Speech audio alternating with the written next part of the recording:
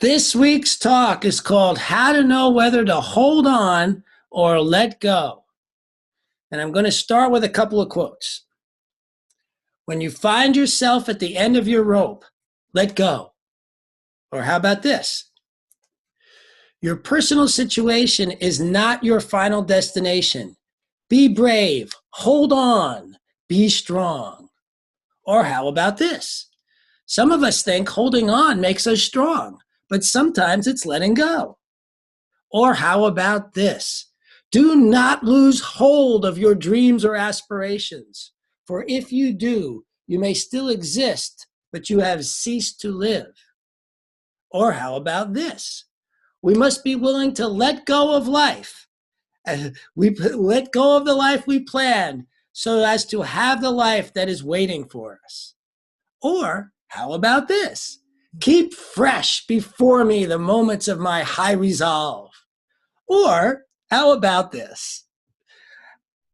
All the art of living lies in a fine mingling of letting go and holding on. So how do we know whether it's holding on or letting go moment, a situation or condition? Letting go is a huge thing talked about in our movement. But is there anything worth holding on to? Of course. To explain what is worth holding on to, let me use prime numbers as an example. A prime number can only be divided into whole numbers by 1 or itself. Thus, it's called prime.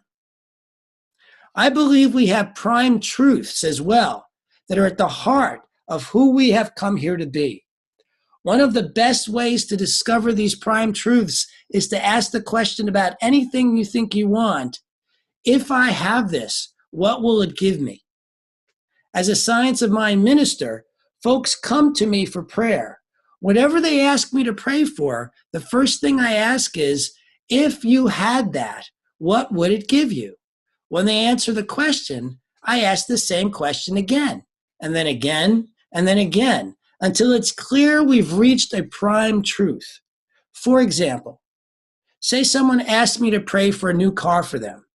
I would ask, if you had a new car, what would that give you? They might answer, a dependable form of transportation. Well, if you had a dependable form of transportation, what would that give you? A sure way to make it to work every day. If you had a sure way to make it to work every day, what would that give you? I would feel safe and secure. So what you want is to feel safe and secure. Yes. What if the experience of your life was to feel completely safe and secure, but you didn't have a new car? Would that be okay? Yes. So how about I pray for safety and security for you? Would that work for you? Yes. That way, we let go of how it comes about and go for the prime truth this person really wants. That's always worth holding on to, that prime truth we really want. Everything else is process. That is the really important thing to see here. If you're not focused on the prime truth you really want, you have limited how that prime truth comes about and gotten in your own way of having what it is you really want. So what are some of the prime truths? To answer this question, let's bring back up the prayer written by Dr. Ernest Holmes and read it again together.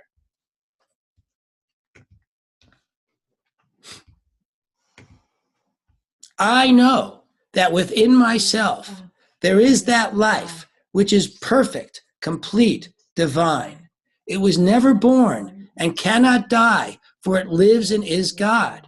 Within myself is the wholeness, peace, poise, and power of life.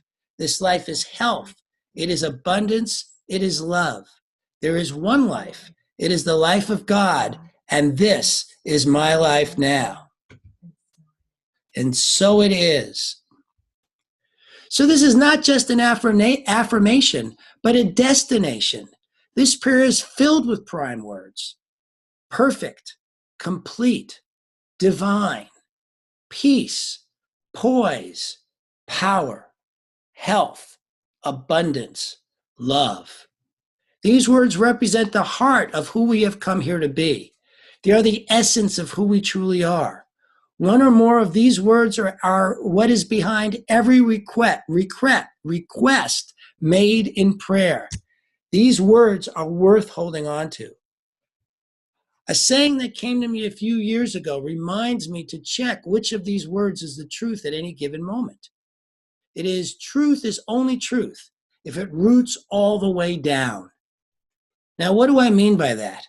Many times we say something is true, and maybe what's going on is we're being authentic with our feelings or thoughts in that moment.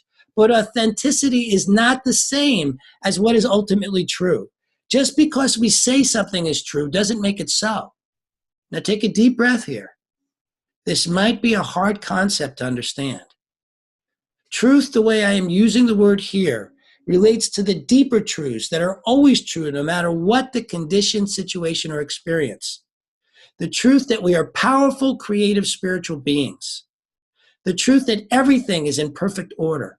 We are always whole and complete. Peace, poise, and power are always available to us. Health is our natural state of being. Abundance is what we and the universe truly are, and love is all there is.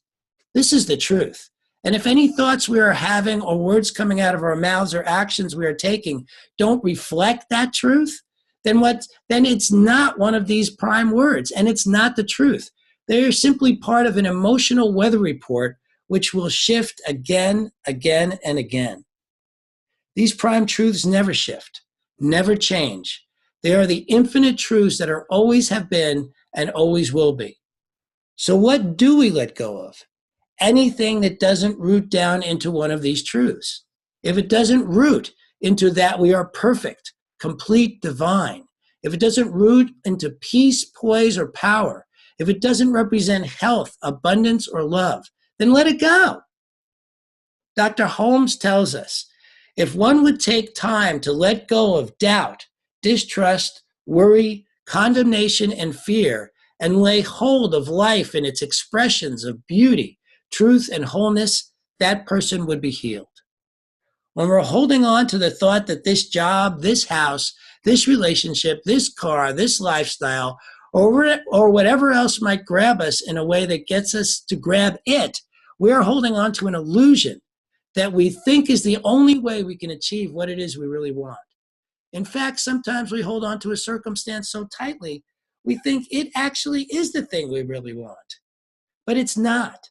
This is so, so important to get. When we hold on to the physical manifestation that has in the past given us what we really wanted, believing it's how we get what we really want, we lose sight of the truth and we sink into the world of illusion. The way out is to remember the truth. The way out is to take what you think is true down deep until you see its roots in prime truth. Now, am I saying to let go of everything in the physical world you dream of having? No. I'm saying check out if what you want roots down to a prime truth. Many of us want work in the world that is fulfilling in terms of purpose and financially rewarding. Many of us want to live in beautiful environments and have deep and loving relationships. Many of us want to create art or inventions or be amazing athletes. And if we are drawn to do any of these things, it is because it is in alignment with who we have come here to be. We have never been given a dream that we do not have all that it takes to create. But if we hold on to how that creation comes about, thinking we can only have what we want if it happens a particular way, then we have certainly gotten in our own way, and we are holding on to something that is not rooted down in prime truth. The dream is. The dreams we have are always tied to prime truths. The dreams are divine. The dreams are the grace of life. Our dreams are what makes life worth living, but not the process we are sure we need to go through to create that dream. That is not rooted anywhere. That is an illusion that some call being realistic that is just in our way. So let go of any thoughts and notions you may think have to do with how your dream will be created. Let go of doubt, fear, and worry. Hold on to knowing yourself to be a powerful, creative, spiritual being whose life works magnificently. Hold on to the time being on your side. Hold on to the truths in the identity prayer, knowing this is always who you are, no matter what the circumstance, condition, or experience. So let's end by reading this prayer one more time.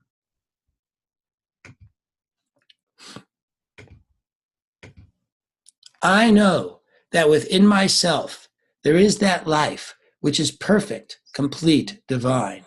It was never born and cannot die, for it lives and is God. Within myself is the wholeness, peace, poise, and power of life. This life is health. It is abundance. It is love.